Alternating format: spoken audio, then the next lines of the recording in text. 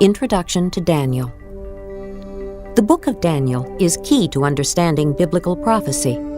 In Daniel, many end-time events are presented, and other prophecies in the Bible can only be understood by reading Daniel. The prophet Daniel is also one of the finest examples of godly conviction and integrity. As a young man, about the age of 15, Daniel was taken captive to Babylon when the armies of Babylon first came to Jerusalem in 605 BC. There he lived faithfully under Babylonian and then Persian rule.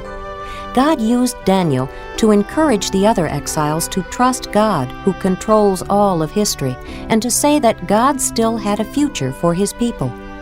The book has two main parts. The book begins with stories about Daniel's life.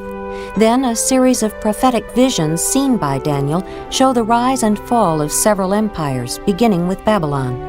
Included in this second part of Daniel is an extended time of the domination of Israel by nations called the Times of the Gentiles, and the prophetic themes about the Antichrist, the Great Tribulation, and the coming of Messiah. Daniel, chapter 1. In the 3rd year of the reign of Jehoiakim, king of Judah, Nebuchadnezzar, king of Babylon, came to Jerusalem and besieged it. And the Lord delivered Jehoiakim, king of Judah, into his hand, along with some of the articles from the temple of God. These he carried off to the temple of his God in Babylonia, and put in the treasure house of his God. Then the king ordered Ashpenaz, chief of his court officials, to bring in some of the Israelites from the royal family and nobility, young men without any physical defect, handsome, showing aptitude for every kind of learning, well-informed, quick to understand, and qualified to serve in the king's palace. He was to teach them the language and literature of the Babylonians. The king assigned them a daily amount of food and wine from the king's table. They were to be trained for 3 years, and after that they were to enter the king's service. Among these were some from Judah: Daniel, Hananiah, Mishael, and Azariah. The chief official gave them new names. To Daniel, the name Belteshazzar; to Hananiah, Shadrach; to Mishael, Meshach; and to Azariah, Abednego. But Daniel resolved not to defile himself with the royal food and wine, and he asked the chief official for permission not to defile himself this way.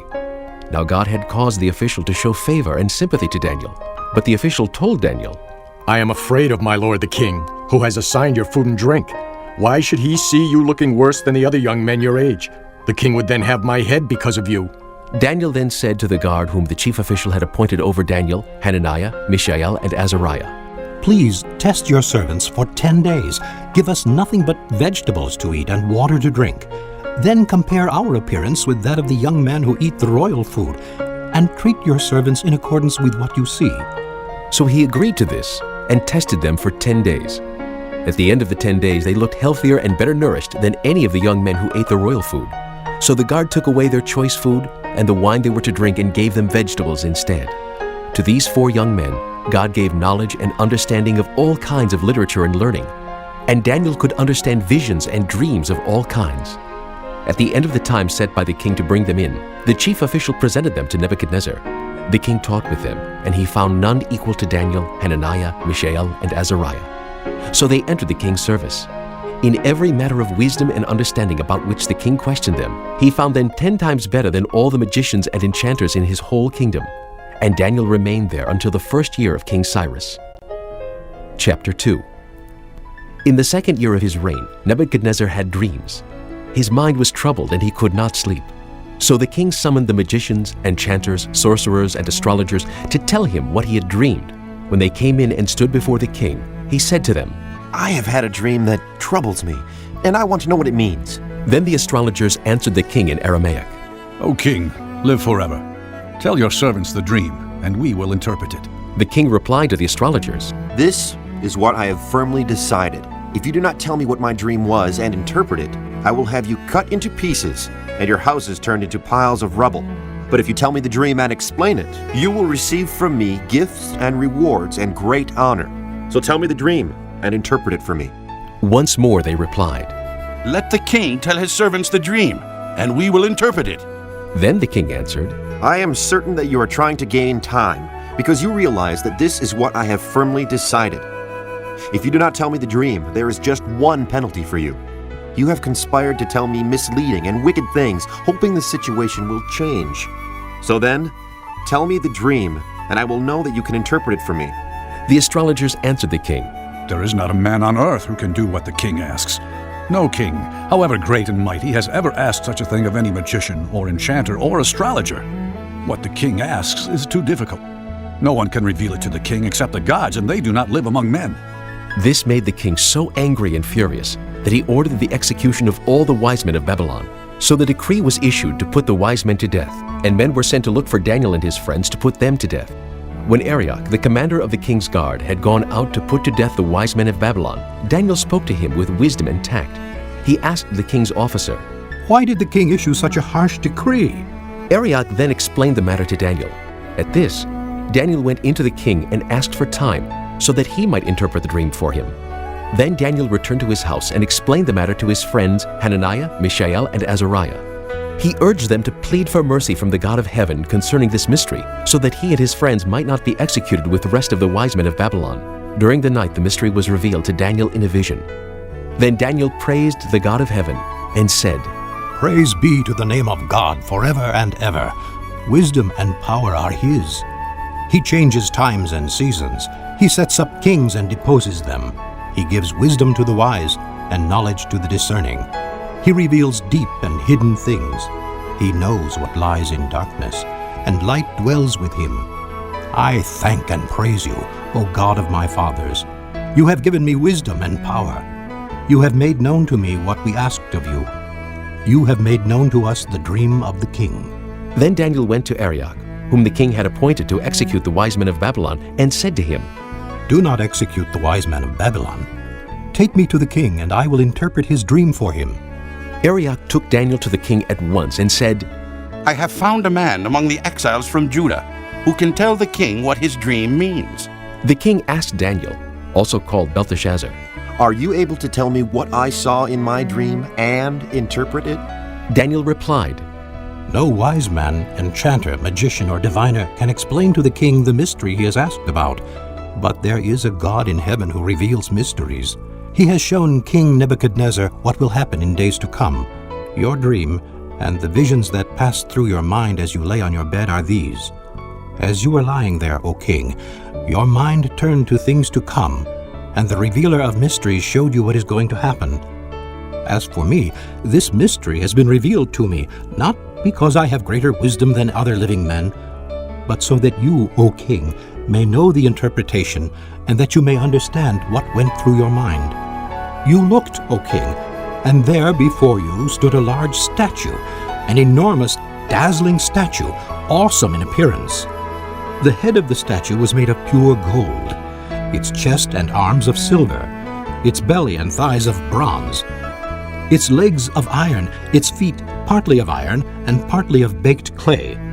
While you were watching, a rock was cut out, but not by human hands. It struck the statue on its feet of iron and clay and smashed them. Then the iron, the clay, the bronze, the silver, and the gold were broken to pieces at the same time and became like chaff on a threshing floor in the summer. The wind swept them away without leaving a trace. But the rock that struck the statue became a huge mountain and filled the whole earth. This was the dream, and now we will interpret it to the king. You, O king, are the King of kings. The God of heaven has given you dominion and power and might and glory. In your hands he has placed mankind and the beasts of the field and the birds of the air.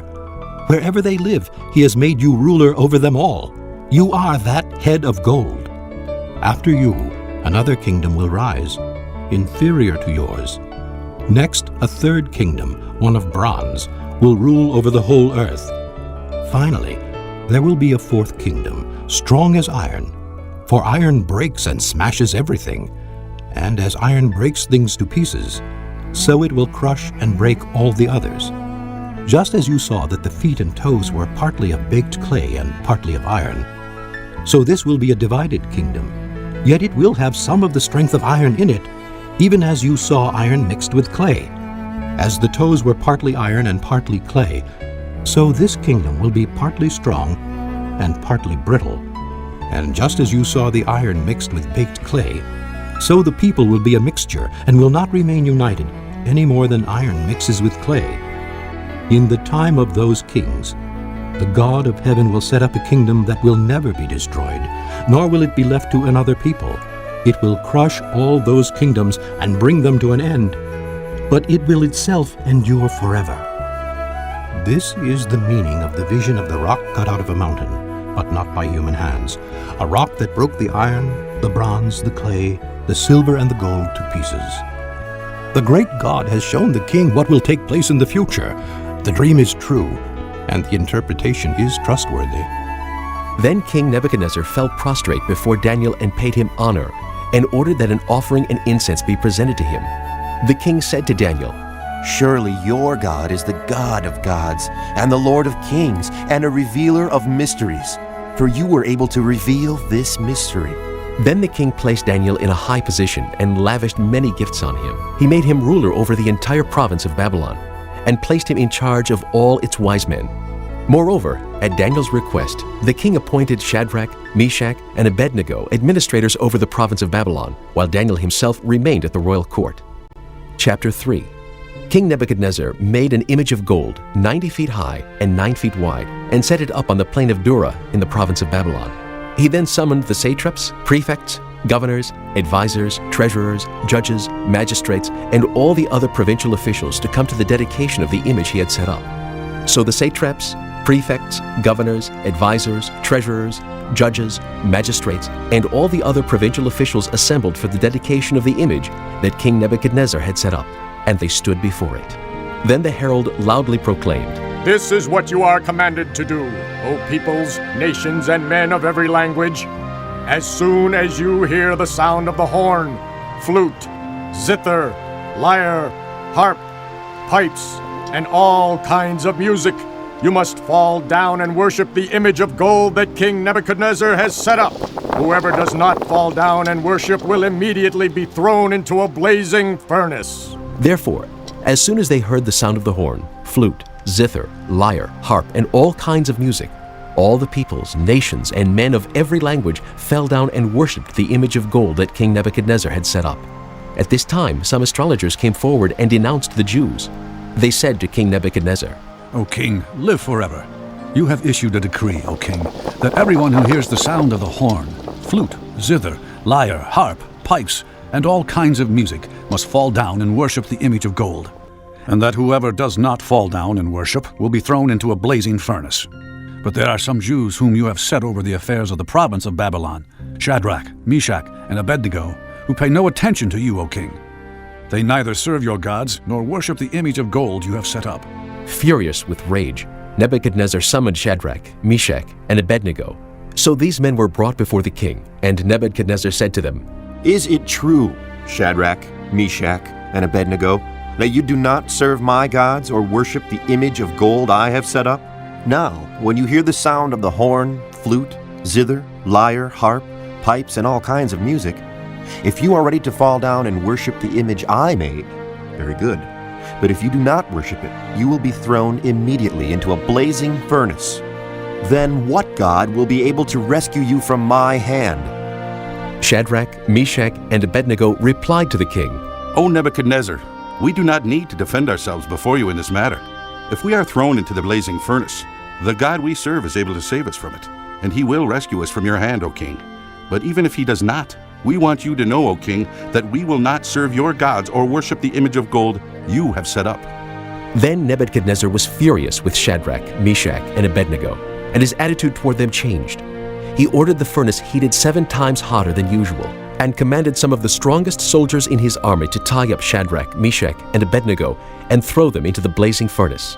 So these men, wearing their robes, trousers, turbans, and other clothes, were bound and thrown into the blazing furnace.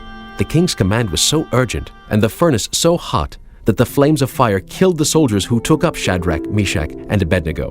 And these 3 men, firmly tied, fell into the blazing furnace. Then King Nebuchadnezzar leaped to his feet in amazement and asked his advisors, Weren't there 3 men that we tied up and threw into the fire? They replied. Certainly, O king. He said, Look, I see 4 men walking around in the fire, unbound and unharmed, and the 4th looks like a son of the gods. Nebuchadnezzar then approached the opening of the blazing furnace and shouted, Shadrach, Meshach, and Abednego, servants of the Most High God, come out! Come here! So Shadrach, Meshach, and Abednego came out of the fire, and the satraps, prefects, governors, and royal advisers crowded around them. They saw that the fire had not harmed their bodies, nor was a hair of their heads singed. Their robes were not scorched, and there was no smell of fire on them. Then Nebuchadnezzar said, Praise be to the God of Shadrach, Meshach, and Abednego, who has sent his angel and rescued his servants. They trusted in him and defied the king's command, and were willing to give up their lives, rather than serve or worship any god except their own God. Therefore, I decree that the people of any nation or language who say anything against the God of Shadrach, Meshach, and Abednego be cut into pieces, and their houses be turned into piles of rubble, for no other God can save in this way. Then the king promoted Shadrach, Meshach, and Abednego in the province of Babylon. Chapter 4. King Nebuchadnezzar, to the peoples, nations, and men of every language who live in all the world, may you prosper greatly. It is my pleasure to tell you about the miraculous signs and wonders that the Most High God has performed for me. How great are his signs, how mighty his wonders. His kingdom is an eternal kingdom. His dominion endures from generation to generation. I, Nebuchadnezzar, was at home in my palace, contented and prosperous. I had a dream that made me afraid. As I was lying in my bed, the images and visions that passed through my mind terrified me. So I commanded that all the wise men of Babylon be brought before me to interpret the dream for me. When the magicians, enchanters, astrologers, and diviners came, I told them the dream, but they could not interpret it for me. Finally, Daniel came into my presence, and I told him the dream. He is called Belteshazzar, after the name of my God, and the spirit of the holy gods is in him. I said, Belteshazzar, chief of the magicians, I know that the spirit of the holy gods is in you, and no mystery is too difficult for you. Here is my dream. Interpret it for me. These are the visions I saw while lying in my bed. I looked, and there before me stood a tree in the middle of the land. Its height was enormous. The tree grew large and strong, and its top touched the sky. It was visible to the ends of the earth. Its leaves were beautiful, its fruit abundant, and on it was food for all. Under it, the beasts of the field found shelter, and the birds of the air lived in its branches. From it, every creature was fed. In the visions I saw while lying in my bed, I looked, and there before me was a messenger, a holy one, coming down from heaven. He called in a loud voice, Cut down the tree, and trim off its branches, strip off its leaves, and scatter its fruit. Let the animals flee from under it, and the birds from its branches. But let the stump and its roots, bound with iron and bronze, remain in the ground, in the grass of the field. Let him be drenched with the dew of heaven, and let him live with the animals among the plants of the earth. Let his mind be changed from that of a man, and let him be given the mind of an animal, till 7 times pass by for him. The decision is announced by messengers. The holy ones declare the verdict, so that the living may know that the Most High is sovereign over the kingdoms of men, and gives them to anyone he wishes, and sets over them the lowliest of men. This is the dream that I, King Nebuchadnezzar, had. Now, Belteshazzar, tell me what it means. For none of the wise men in my kingdom can interpret it for me. But you can, because the spirit of the holy gods is in you. Then Daniel, also called Belteshazzar, was greatly perplexed for a time, and his thoughts terrified him. So the king said, Belteshazzar, do not let the dream or its meaning alarm you. Belteshazzar answered, My lord, if only the dream applied to your enemies and its meaning to your adversaries. The tree you saw, which grew large and strong, with its top touching the sky, visible to the whole earth, with beautiful leaves and abundant fruit, providing food for all, giving shelter to the beasts of the field, and having nesting places in its branches for the birds of the air, you, O king, are that tree. You have become great and strong. Your greatness has grown until it reaches the sky, and your dominion extends to distant parts of the earth. You, O king, saw a messenger, a holy one, coming down from heaven and saying, Cut down the tree and destroy it, but leave the stump, bound with iron and bronze, in the grass of the field, while its roots remain in the ground. Let him be drenched with the dew of heaven. Let him live like the wild animals until 7 times pass by for him. This is the interpretation, O king, and this is the decree the Most High has issued against my lord the king. You will be driven away from people, and will live with the wild animals. You will eat grass like cattle, and be drenched with the dew of heaven. 7 times will pass by for you, until you acknowledge that the Most High is sovereign over the kingdoms of men, and gives them to anyone he wishes. The command to leave the stump of the tree with its roots means that your kingdom will be restored to you when you acknowledge that heaven rules. Therefore, O king, be pleased to accept my advice. Renounce your sins by doing what is right, and your wickedness by being kind to the oppressed. It may be that then your prosperity will continue. All this happened to King Nebuchadnezzar. 12 months later, as the king was walking on the roof of the royal palace in Babylon, he said, Is not this the great Babylon I have built as the royal residence, by my mighty power and for the glory of my majesty? The words were still on his lips when a voice came from heaven. This is what is decreed for you, King Nebuchadnezzar. Your royal authority has been taken from you. You will be driven away from people and will live with the wild animals. You will eat grass like cattle. 7 times will pass by for you until you acknowledge that the Most High is sovereign over the kingdoms of men and gives them to anyone he wishes. Immediately what had been said about Nebuchadnezzar was fulfilled. He was driven away from people and ate grass like cattle. His body was drenched with the dew of heaven until his hair grew like the feathers of an eagle and his nails like the claws of a bird. At the end of that time, I, Nebuchadnezzar, raised my eyes toward heaven, and my sanity was restored. Then I praised the Most High. I honored and glorified him who lives forever. His dominion is an eternal dominion. His kingdom endures from generation to generation. All the peoples of the earth are regarded as nothing. He does as he pleases. With the powers of heaven and the peoples of the earth, no one can hold back his hand or say to him, What have you done? At the same time that my sanity was restored, my honor and splendor will return to me for the glory of my kingdom. My advisors and nobles sought me out, and I was restored to my throne and became even greater than before. Now I, Nebuchadnezzar, praise and exalt and glorify the King of heaven, because everything he does is right and all his ways are just, and those who walk in pride he is able to humble. Chapter 5. King Belshazzar gave a great banquet for 1,000 of his nobles and drank wine with them. While Belshazzar was drinking his wine, he gave orders to bring in the gold and silver goblets that Nebuchadnezzar his father had taken from the temple in Jerusalem, so that the king and his nobles, his wives and his concubines might drink from them. So they brought in the gold goblets that had been taken from the temple of God in Jerusalem. And the king and his nobles, his wives and his concubines drank from them. As they drank the wine, they praised the gods of gold and silver, of bronze, iron, wood, and stone. Suddenly, the fingers of a human hand appeared and wrote on the plaster of the wall near the lampstand in the royal palace. The king watched the hand as it wrote. His face turned pale, and he was so frightened that his knees knocked together and his legs gave way.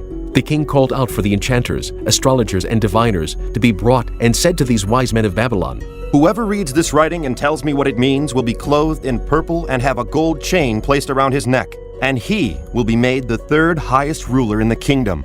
Then all the king's wise men came in, but they could not read the writing or tell the king what it meant. So King Belshazzar became even more terrified, and his face grew more pale. His nobles were baffled. The queen, hearing the voices of the king and his nobles, came into the banquet hall.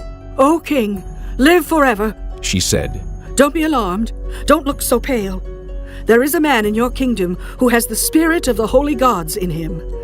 In the time of your father, he was found to have insight and intelligence and wisdom like that of the gods.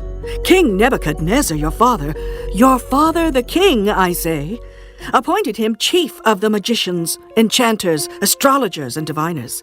This man Daniel, whom the king called Belteshazzar, was found to have a keen mind and knowledge and understanding, and also the ability to interpret dreams, explain riddles, and solve difficult problems. Call for Daniel, and he will tell you what the writing means.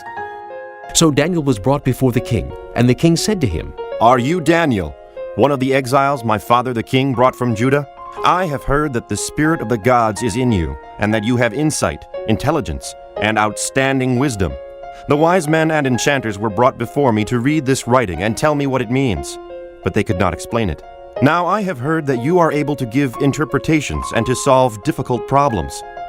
If you can read this writing and tell me what it means, you will be clothed in purple and have a gold chain placed around your neck, and you will be made the third highest ruler in the kingdom."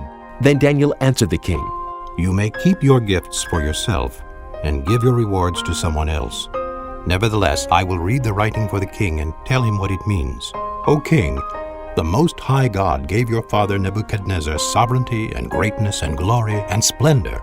Because of the high position he gave him, all the peoples and nations and men of every language dreaded and feared him. Those the king wanted to put to death, he put to death. Those he wanted to spare, he spared. Those he wanted to promote, he promoted. And those he wanted to humble, he humbled. But when his heart became arrogant and hardened with pride, he was deposed from his royal throne and stripped of his glory. He was driven away from people and given the mind of an animal.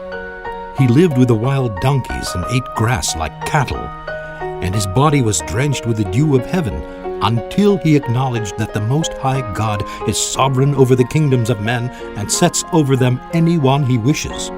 But you, his son, O Belshazzar, have not humbled yourself, though you knew all this. Instead, you have set yourself up against the Lord of heaven. You had the goblets from his temple brought to you, and you and your nobles, your wives and your concubines drank wine from them. You praised the gods of silver and gold, of bronze, iron, wood, and stone, which cannot see or hear or understand. But you did not honor the God who holds in his hand your life and all your ways. Therefore he sent the hand that wrote the inscription. This is the inscription that was written: Mene, Mene, Tekel, Parsin. This is what these words mean. Mene, God has numbered the days of your reign and brought it to an end. Tekel, you have been weighed on the scales and found wanting. Pires, your kingdom is divided and given to the Medes and Persians. Then at Belshazzar's command, Daniel was clothed in purple. A gold chain was placed around his neck, and he was proclaimed the third highest ruler in the kingdom. That very night, Belshazzar, king of the Babylonians, was slain, and Darius the Mede took over the kingdom at the age of 62. Chapter 6.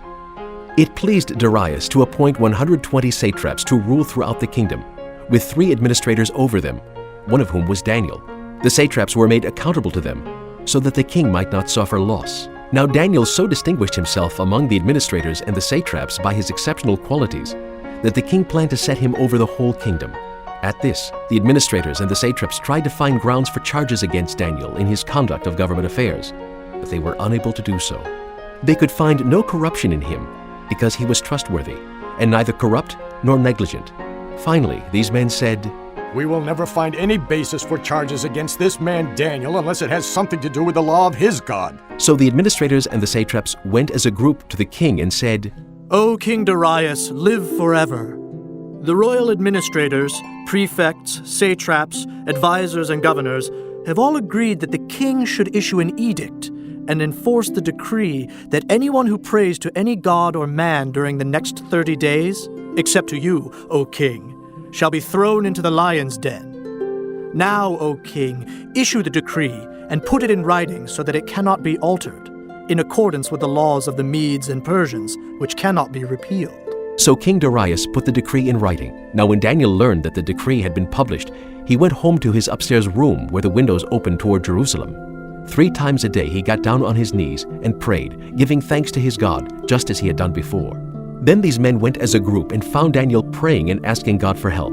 So they went to the king and spoke to him about his royal decree. "Did you not publish a decree that during the next 30 days anyone who prays to any god or man except to you, O king, would be thrown into the lion's den?" The king answered, The decree stands, in accordance with the laws of the Medes and Persians, which cannot be repealed. Then they said to the king, Daniel, who is one of the exiles from Judah, pays no attention to you, O king, or to the decree you put in writing. He still prays 3 times a day.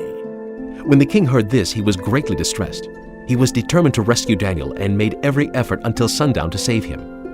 Then the men went as a group to the king and said to him, Remember, O king, that according to the law of the Medes and Persians, no decree or edict that the king issues can be changed. So the king gave the order, and they brought Daniel and threw him into the lion's den. The king said to Daniel, May your God, whom you serve continually, rescue you. A stone was brought and placed over the mouth of the den, and the king sealed it with his own signet ring and with the rings of his nobles, so that Daniel's situation might not be changed. Then the king returned to his palace and spent the night without eating and without any entertainment being brought to him, and he could not sleep. At the first light of dawn, the king got up and hurried to the lion's den. When he came near the den, he called to Daniel in an anguished voice, Daniel, servant of the living God, has your God, whom you serve continually, been able to rescue you from the lions? Daniel answered, O king, live forever. My God sent his angel, and he shut the mouths of the lions. They have not hurt me, because I was found innocent in his sight. Nor have I ever done any wrong before you, O king. The king was overjoyed and gave orders to lift Daniel out of the den. And when Daniel was lifted from the den, no wound was found on him, because he had trusted in his God. At the king's command, the men who had falsely accused Daniel were brought in and thrown into the lion's den, along with their wives and children. And before they reached the floor of the den, the lions overpowered them and crushed all their bones.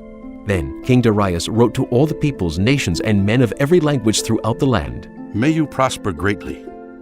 I issue a decree that in every part of my kingdom, people must fear and reverence the God of Daniel. For he is the living God, and he endures forever. His kingdom will not be destroyed.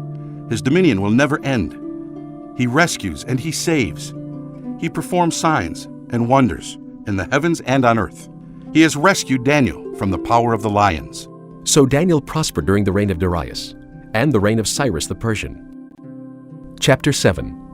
In the first year of Belshazzar, king of Babylon, Daniel had a dream, and visions passed through his mind as he was lying on his bed. He wrote down the substance of his dream. Daniel said, In my vision at night I looked, and there before me were the four winds of heaven churning up the great sea. 4 great beasts, each different from the others, came up out of the sea. The first was like a lion, and it had the wings of an eagle. I watched until its wings were torn off, and it was lifted from the ground, so that it stood on 2 feet, like a man, and the heart of a man was given to it. And there before me was a second beast, which looked like a bear. It was raised up on one of its sides, and it had 3 ribs in its mouth between its teeth. It was told, Get up and eat your fill of flesh. After that I looked, and there before me was another beast, one that looked like a leopard, and on its back it had 4 wings like those of a bird. This beast had 4 heads, and it was given authority to rule. After that, in my vision at night I looked, and there before me was a 4th beast, terrifying and frightening and very powerful. It had large iron teeth. It crushed and devoured its victims and trampled underfoot whatever was left. It was different from all the former beasts, and it had 10 horns. While I was thinking about the horns, there before me was another horn, a little one, which came up among them, and 3 of the first horns were uprooted before it. This horn had eyes like the eyes of a man, and a mouth that spoke boastfully. As I looked, thrones were set in place, and the Ancient of Days took his seat. His clothing was as white as snow. The hair of his head was white like wool. His throne was flaming with fire, and its wheels were all ablaze. A river of fire was flowing, coming out from before him. Thousands upon thousands attended him. 10,000 times 10,000 stood before him. The court was seated, and the books were opened. Then I continued to watch because of the boastful words the horn was speaking. I kept looking until the beast was slain, and its body destroyed and thrown into the blazing fire. The other beasts had been stripped of their authority, but were allowed to live for a period of time. In my vision at night I looked, and there before me was one like a son of man, coming with the clouds of heaven. He approached the Ancient of Days and was led into his presence. He was given authority, glory, and sovereign power. All peoples, nations, and men of every language worshipped him. His dominion is an everlasting dominion that will not pass away, and his kingdom is one that will never be destroyed. I, Daniel, was troubled in spirit, and the visions that passed through my mind disturbed me. I approached one of those standing there and asked him the true meaning of all this. So he told me and gave me the interpretation of these things. The 4 great beasts are 4 kingdoms that will rise from the earth, but the saints of the Most High will receive the kingdom and will possess it forever, yes, forever and ever. Then I wanted to know the true meaning of the 4th beast, which was different from all the others and most terrifying, with its iron teeth and bronze claws, the beast that crushed and devoured its victims and trampled underfoot whatever was left. I also wanted to know about the 10 horns on its head, and about the other horn that came up, before which 3 of them fell, the horn that looked more imposing than the others, and that had eyes and a mouth that spoke boastfully. As I watched, this horn was waging war against the saints and defeating them, until the Ancient of Days came and pronounced judgment in favor of the saints of the Most High, and the time came when they possessed the kingdom. He gave me this explanation. The 4th beast is a 4th kingdom that will appear on earth. It will be different from all the other kingdoms, and will devour the whole earth, trampling it down and crushing it.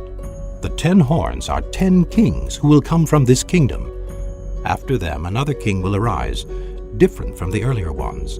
He will subdue 3 kings. He will speak against the Most High and oppress his saints, and try to change the set times and the laws. The saints will be handed over to him for a time, times and half a time. But the court will sit, and his power will be taken away and completely destroyed forever. Then the sovereignty, power, and greatness of the kingdoms under the whole heaven will be handed over to the saints, the people of the Most High. His kingdom will be an everlasting kingdom, and all rulers will worship and obey him. This is the end of the matter. I, Daniel, was deeply troubled by my thoughts, and my face turned pale, but I kept the matter to myself. Chapter 8. In the 3rd year of King Belshazzar's reign, I, Daniel, had a vision after the one that had already appeared to me. In my vision I saw myself in the citadel of Susa in the province of Elam. In the vision I was beside the Ulai Canal. I looked up, and there before me was a ram with 2 horns, standing beside the canal, and the horns were long. One of the horns was longer than the other, but grew up later. I watched the ram as he charged toward the west and the north and the south. No animal could stand against him, and none could rescue from his power.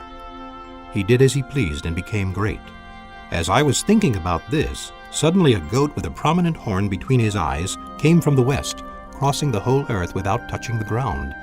He came toward the 2-horned ram I had seen standing beside the canal, and charged at him in great rage. I saw him attack the ram furiously, striking the ram and shattering his 2 horns. The ram was powerless to stand against him. The goat knocked him to the ground and trampled on him, and none could rescue the ram from his power. The goat became very great, but at the height of his power, his large horn was broken off, and in its place 4 prominent horns grew up toward the 4 winds of heaven. Out of one of them came another horn, which started small but grew in power to the south and to the east and toward the beautiful land. It grew until it reached the host of the heavens, and it threw some of the starry host down to the earth and trampled on them. It set itself up to be as great as the prince of the host. It took away the daily sacrifice from him, and the place of his sanctuary was brought low. Because of rebellion, the host of the saints and the daily sacrifice were given over to it. It prospered in everything it did, and truth was thrown to the ground. Then I heard a Holy One speaking, and another Holy One said to him, "How long will it take for the vision to be fulfilled, the vision concerning the daily sacrifice, the rebellion that causes desolation, and the surrender of the sanctuary and of the host that will be trampled underfoot?" He said to me, "It will take 2,300 evenings and mornings. Then the sanctuary will be reconsecrated." While I, Daniel, was watching the vision and trying to understand it, there before me stood one who looked like a man. And I heard a man's voice from the Ulai calling, "Gabriel, tell this man the meaning of the vision." As he came near the place where I was standing, I was terrified and fell prostrate. "Son of man," he said to me, "understand that the vision concerns the time of the end." While he was speaking to me, I was in a deep sleep with my face to the ground. Then he touched me and raised me to my feet. He said, "I'm going to tell you what will happen later in the time of wrath, because the vision concerns the appointed time of the end. The two-horned ram that you saw represents the kings of Media and Persia. The shaggy goat is the king of Greece, and the large horn between his eyes is the first king. The 4 horns that replace the one that was broken off represent 4 kingdoms that will emerge from his nation, but will not have the same power. In the latter part of their reign, when rebels have become completely wicked, a stern-faced king, a master of intrigue, will arise. He will become very strong, but not by his own power. He will cause astounding devastation and will succeed in whatever he does. He will destroy the mighty men and the holy people. He will cause deceit to prosper, and he will consider himself superior. When they feel secure, he will destroy many and take his stand against the Prince of Princes. Yet he will be destroyed, but not by human power. The vision of the evenings and mornings that has been given to you is true, but seal up the vision, for it concerns the distant future." I, Daniel, was exhausted and lay ill for several days. Then I got up and went about the king's business. I was appalled by the vision. It was beyond understanding. Chapter 9. In the first year of Darius, son of Xerxes, a Mede by descent, who was made ruler over the Babylonian kingdom, in the first year of his reign, I, Daniel, understood from the Scriptures, according to the word of the Lord given to Jeremiah the prophet, that the desolation of Jerusalem would last 70 years. So I turned to the Lord God and pleaded with him in prayer and petition, in fasting, and in sackcloth and ashes. I prayed to the Lord my God and confessed, "O Lord, the great and awesome God, who keeps his covenant of love with all who love him and obey his commands, we have sinned and done wrong. We have been wicked and have rebelled. We have turned away from your commands and laws. We have not listened to your servants the prophets, who spoke in your name to our kings, our princes, and our fathers, and to all the people of the land. Lord, you are righteous. But this day we are covered with shame, the men of Judah and people of Jerusalem and all Israel, both near and far, in all the countries where you have scattered us because of our unfaithfulness to you. O Lord, we and our kings, our princes, and our fathers are covered with shame because we have sinned against you. The Lord our God is merciful and forgiving, even though we have rebelled against him.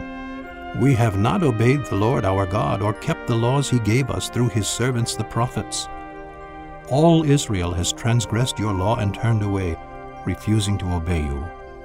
Therefore the curses and sworn judgments written in the law of Moses, the servant of God, have been poured out on us, because we have sinned against you. You have fulfilled the words spoken against us and against our rulers, by bringing upon us great disaster. Under the whole heaven, nothing has ever been done like what has been done to Jerusalem. Just as it is written in the law of Moses, all this disaster has come upon us. Yet we have not sought the favor of the Lord our God by turning from our sins and giving attention to your truth. The Lord did not hesitate to bring the disaster upon us, for the Lord our God is righteous in everything he does. Yet we have not obeyed him. Now, O Lord our God, who brought your people out of Egypt with a mighty hand, and who made for yourself a name that endures to this day, we have sinned. We have done wrong. O Lord, in keeping with all your righteous acts, turn away your anger and your wrath from Jerusalem, your city, your holy hill. Our sins and the iniquities of our fathers have made Jerusalem and your people an object of scorn to all those around us. Now, our God, hear the prayers and petitions of your servant. For your sake, O Lord, look with favor on your desolate sanctuary. Give ear, O God, and hear. Open your eyes and see the desolation of the city that bears your name. We do not make requests of you because we are righteous, but because of your great mercy. O Lord, listen. O Lord, forgive. O Lord, hear and act. For your sake, O my God, do not delay, because your city and your people bear your name. While I was speaking and praying, confessing my sin and the sin of my people Israel, and making my request to the Lord my God for his holy hill, while I was still in prayer, Gabriel, the man I had seen in the earlier vision, came to me in swift flight about the time of the evening sacrifice.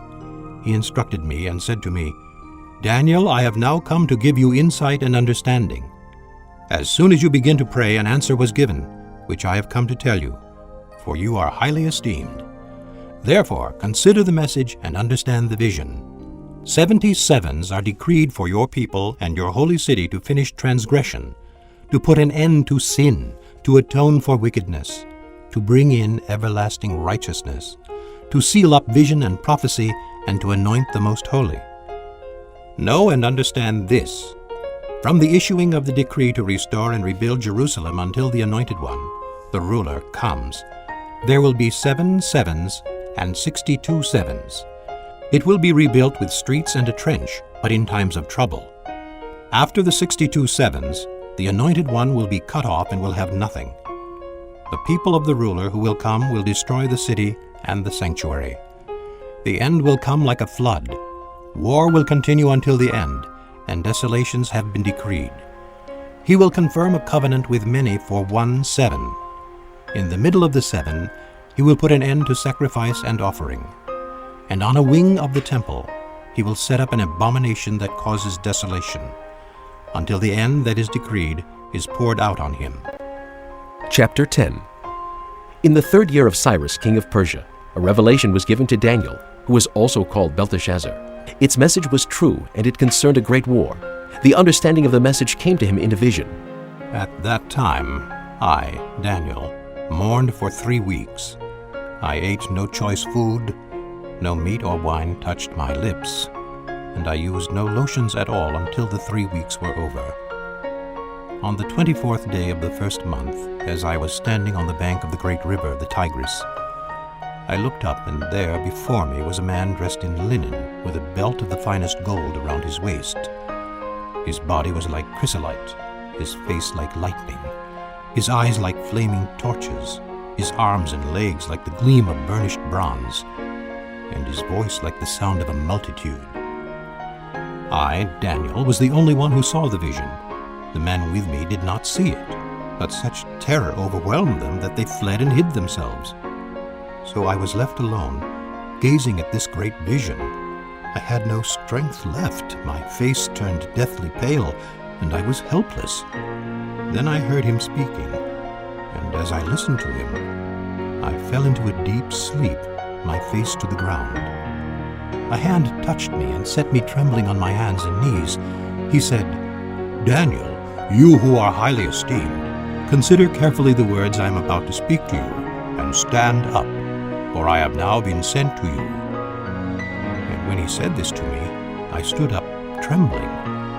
Then he continued, "Do not be afraid, Daniel. Since the first day that you set your mind to gain understanding and to humble yourself before your God, your words were heard, and I have come in response to them. But the prince of the Persian kingdom resisted me 21 days. Then Michael, one of the chief princes, came to help me, because I was detained there with the king of Persia. Now I have come to explain to you what will happen to your people in the future, for the vision concerns a time yet to come." While he was saying this to me, I bowed with my face toward the ground and was speechless. Then one who looked like a man touched my lips, and I opened my mouth and began to speak. I said to the one standing before me, "I am overcome with anguish because of the vision, my lord, and I am helpless. How can I, your servant, talk with you, my lord? My strength is gone, and I can hardly breathe." Again the one who looked like a man touched me and gave me strength. "Do not be afraid, O man highly esteemed," he said. "Peace. Be strong now. Be strong." When he spoke to me, I was strengthened and said, "Speak, my lord, since you have given me strength." So he said, "Do you know why I have come to you? Soon I will return to fight against the prince of Persia, and when I go, the prince of Greece will come. But first I will tell you what is written in the book of truth. No one supports me against them except Michael, your prince." Chapter 11. And in the first year of Darius the Mede, I took my stand to support and protect him. Now then, I tell you the truth. 3 more kings will appear in Persia, and then a 4th, who will be far richer than all the others. When he has gained power by his wealth, he will stir up everyone against the kingdom of Greece. Then a mighty king will appear, who will rule with great power and do as he pleases. After he has appeared, his empire will be broken up and parceled out toward the 4 winds of heaven. It will not go to his descendants, nor will it have the power he exercised, because his empire will be uprooted and given to others. The king of the south will become strong, but one of his commanders will become even stronger than he, and will rule his own kingdom with great power. After some years, they will become allies.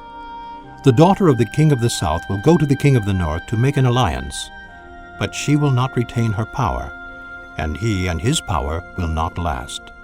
In those days she will be handed over, together with her royal escort and her father and the one who supported her. One from her family line will arise to take her place. He will attack the forces of the king of the north and enter his fortress.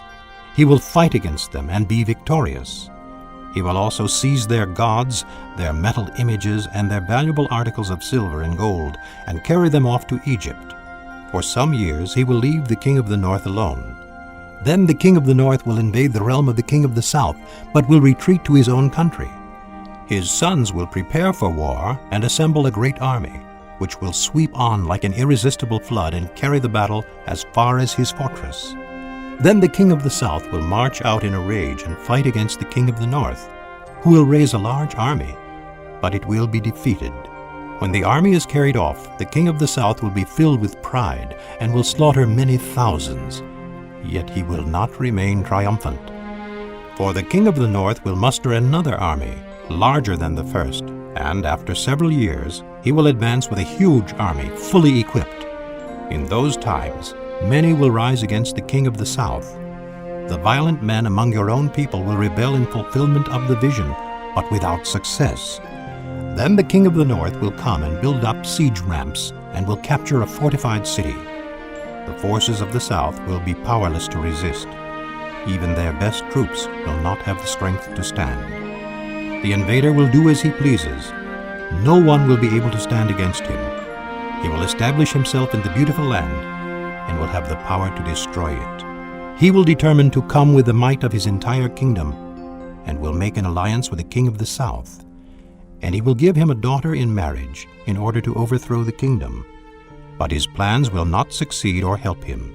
Then he will turn his attention to the coastlands and will take many of them. But a commander will put an end to his insolence and will turn his insolence back upon him. After this, he will turn back toward the fortresses of his own country, but will stumble and fall, to be seen no more. His successor will send out a tax collector to maintain the royal splendor. In a few years, however, he will be destroyed, yet not in anger or in battle. He will be succeeded by a contemptible person who has not been given the honor of royalty. He will invade the kingdom when its people feel secure, and he will seize it through intrigue. Then an overwhelming army will be swept away before him. Both it and a prince of the covenant will be destroyed. After coming to an agreement with him, he will act deceitfully, and with only a few people, he will rise to power. When the richest provinces feel secure, he will invade them, and will achieve what neither his fathers nor his forefathers did. He will distribute plunder, loot, and wealth among his followers. He will plot the overthrow of fortresses, but only for a time. With a large army he will stir up his strength and courage against the king of the south. The king of the south will wage war with a large and very powerful army, but he will not be able to stand because of the plots devised against him. Those who eat from the king's provisions will try to destroy him. His army will be swept away, and many will fall in battle. The 2 kings, with their hearts bent on evil, will sit at the same table and lie to each other, but to no avail, because an end will still come at the appointed time. The king of the north will return to his own country with great wealth, but his heart will be set against the holy covenant. He will take action against it, and then return to his own country. At the appointed time, he will invade the south again, but this time the outcome will be different from what it was before. Ships of the western coastlands will oppose him, and he will lose heart. Then he will turn back and vent his fury against the Holy Covenant. He will return and show favor to those who forsake the Holy Covenant. His armed forces will rise up to desecrate the temple fortress and will abolish the daily sacrifice. Then they will set up the abomination that causes desolation. With flattery he will corrupt those who have violated the covenant. But the people who know their God will firmly resist him. Those who are wise will instruct many, though for a time they will fall by the sword or be burned or captured or plundered. When they fall, they will receive a little help, and many who are not sincere will join them. Some of the wise will stumble, so that they may be refined, purified, and made spotless until the time of the end. For it will still come at the appointed time. The king will do as he pleases. He will exalt and magnify himself above every god, and will say unheard of things against the God of gods. He will be successful until the time of wrath is completed, for what has been determined must take place. He will show no regard for the gods of his fathers, or for the one desired by women, nor will he regard any god, but will exalt himself above them all. Instead of them, he will honor a god of fortresses, a god unknown to his fathers. He will honor with gold and silver, with precious stones and costly gifts. He will attack the mightiest fortresses with the help of a foreign god, and will greatly honor those who acknowledge him. He will make them rulers over many people, and will distribute the land at a price. At the time of the end, the king of the south will engage him in battle, and the king of the north will storm out against him with chariots and cavalry and a great fleet of ships. He will invade many countries and sweep through them like a flood. He will also invade the beautiful land. Many countries will fall, but Edom, Moab, and the leaders of Ammon will be delivered from his hand. He will extend his power over many countries. Egypt will not escape. He will gain control of the treasures of gold and silver and all the riches of Egypt, with the Libyans and Nubians in submission. But reports from the east and the north will alarm him, and he will set out in a great rage to destroy and annihilate many. He will pitch his royal tents between the seas at the beautiful holy mountain. Yet he will come to his end, and no one will help him. Chapter 12. At that time Michael, the great prince who protects your people, will arise. There will be a time of distress such as has not happened from the beginning of nations until then. But at that time your people, everyone whose name is found written in the book, will be delivered. Multitudes who sleep in the dust of the earth will awake, some to everlasting life, others to shame and everlasting contempt. Those who are wise will shine like the brightness of the heavens, and those who lead many to righteousness like the stars forever and ever. But you, Daniel, close up and seal the words of the scroll until the time of the end. Many will go here and there to increase knowledge. Then I, Daniel, looked, and there before me stood two others, one on this bank of the river and one on the opposite bank. One of them said to the man clothed in linen who was above the waters of the river, "How long will it be before these astonishing things are fulfilled?" The man clothed in linen who was above the waters of the river lifted his right hand and his left hand toward heaven, and I heard him swear by him who lives forever, saying, "It will be for a time, times and half a time, when the power of the holy people has been finally broken, all these things will be completed."